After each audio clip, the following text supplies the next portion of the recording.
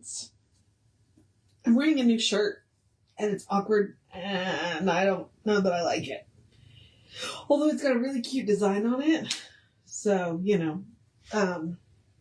but I ordered a large, I think I ordered an extra large, but in women's shirts, that's always dicey because I have shoulders. So, yeah. It's also not very soft. But it's a nice thick shirt, so, I can break it in a little bit. I hope so. Okay, I'm running a little bit behind today, so let's do the housekeeping, and then I'll move on to the new design for living. And all the housekeeping is me reminding you that we are Creative Life Spiritual Center. Website is creativelife.org. Constant contact, email, info@creativelife.org. Get you one email a week, tells you what's going on for the week and the month, and the hot links are hot. There's also a blind CC, which means nobody will see your email. You won't end up on anybody else's email list because of us. Also, I'm going to mention the social media merely briefly because we do not monetize it. We don't want to deal with the ads any more than you do. So what we ask you to do instead is go like, subscribe, follow based on which platform you are on. And then engage with the individual posts by reacting to the post, commenting on the post, sharing the post. Bumps us in the algorithms. More people see our stuff. And let's be honest, that's the goal of social media. So, it is a free and easy way that you can support the center. We are Creative Life Spiritual Center or Creative Life Spark based on which platform you are on. And I'm the running Ryan across all the social medias that I am on. So, a new design for living is the process of science of mind. That's just, it's one of the last books that Ernest put out. And I think what it was is he's like, okay, you know what? Let's actually just line this out. I have said science of mind isn't a religion. We are a philosophy. We are a way of life. And the reason why I say we're not a religion is because we don't teach you what to believe. We teach you how. And why belief is important. Both of which are kind of important for the process of science of mind. What you believe is between you and the divine. So, that is what a new design for living is. We are currently in chapter 10, which is a new outlook. I've been enjoying this very much. And I like the title of today's article because the title of today's article is The Source of Trouble.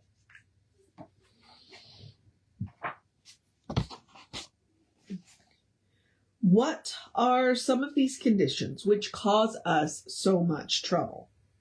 Everyone will have their pet list. We all react differently to any given situation.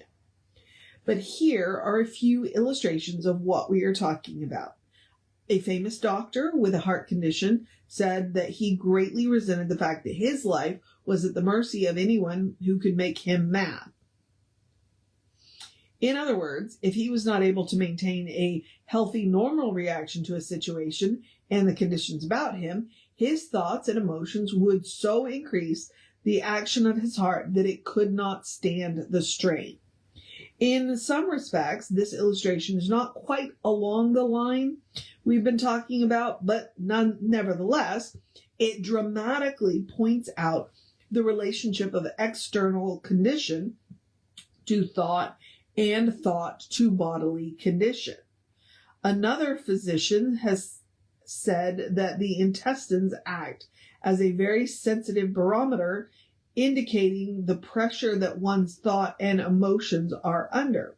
They overwork or underwork and act up in all manner of strange ways with thought and emotion as the controlling factor. Now, and there is science to back that up. There's a whole lot of science to back that up. And some of it has to do with your gut. A lot of your hormones, like serotonin, a lot of your serotonin, which is a feel-good hormone, is made in your intestinal tract. Your vitamin K is made in your intestinal tract. And believe it or not, you have brain cells in your intestinal tract. So, yeah, there's science that backs this up. And who is there who has not felt the effect of happiness or panic in a crowd? And regardless of how low one might feel, if they join a party that is having a lot of fun, they soon discover that in spite of themselves, they are having a good time too. Then there's always the person with the best intentions who suddenly finds themselves caught up in the mob hysteria of fear or panic. In each instance, the emotion, the mind, and the body of the individual react according to the conditions and situations in which they find themselves, unless or until they learn to live from within out, not from without in. But this does not mean that all external conditions should be barred from our experience. Far from it.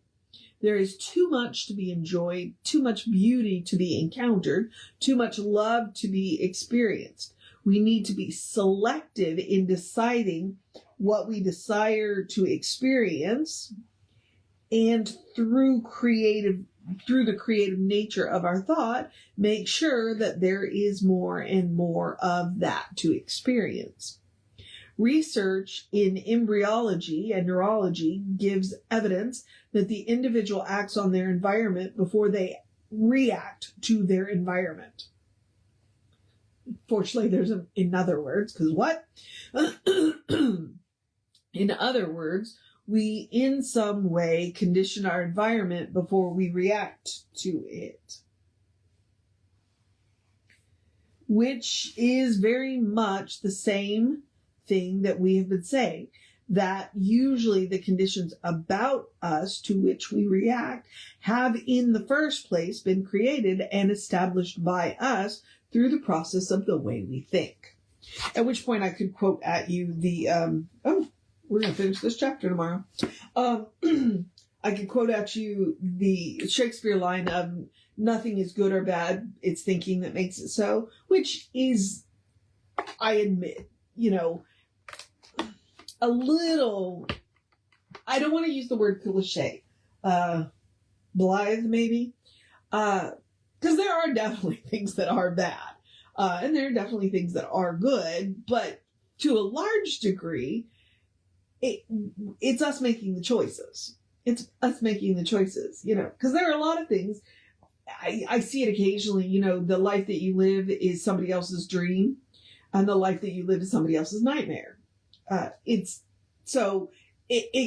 does come down to how you feel about it. And that's what he's talking about. And there is good research on how our emotions, how our feelings affect us physically. I'll be honest with you. I do have a condition called irritable bowel syndrome.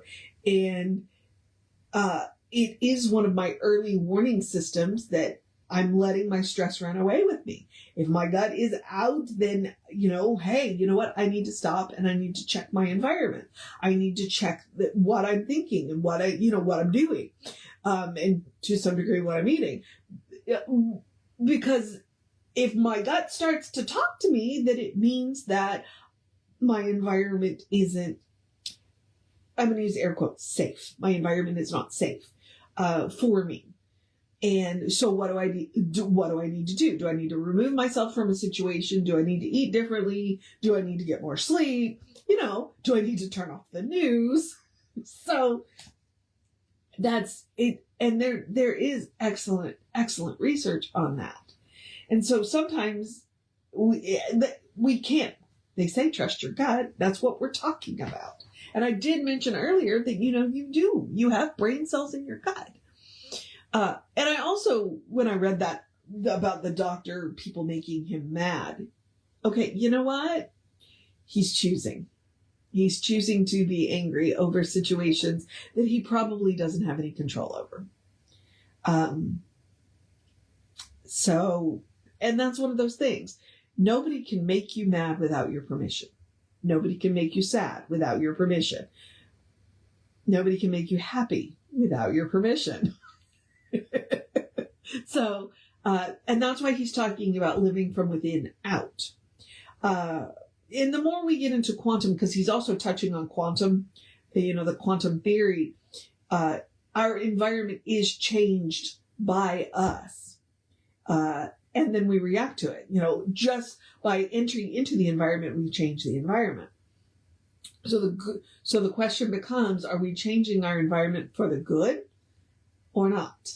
And if we are not, what can we do about that? And I like to occasionally remind you that the difference between a response and a reaction is a moment of thought. If we can respond, then we get to choose how we react. Okay? Oftentimes our reactions are wired into us, and we may not have been the ones who installed those reactions. That would be the well-meaning people that raised us, the culture, the society, all of that. But the response, that's you. That's the work that you've done. So when you can take that moment to think instead of just reacting, that's what we're talking about here. All right. I need to wrap this up and get going. So I'm going to encourage you now to have a great day, a wondrous day, a fantastic day, a magical day, an enchanted day, a wonderful day, an awesome day, an amazing day. A take care of business day. A you got this day. A do what you got to do day. Wow, just ran out of words day. A wear a fun shirt day. A cuddle your fur babies day. Dante's been very cuddly today. Make sure you make time to sit down and rest day. And eat something really amazing day. A drink plenty of water day. Don't worry, the sun will come out eventually day. A good day. And if that is too much pressure, because occasionally it is, I get it, simply have a day. You are enough, just as you are. You are a beloved expression of the divine. You are a brilliant light, a divine spark, spirit in motion, God in action, a beautiful masterpiece, and a work in progress at the same time, at your own pace. And, as Reverend Jesse likes to call us, you are a godling. Explore the truth of your being. Get to know who the divine knows you to be. Because the divine knows you to be good. And from there, anything is possible. Anything at all is possible. All right, beloveds. Reverend David should be on around 5 p.m. with you. I'll be back with you around 9-ish tomorrow. Hopefully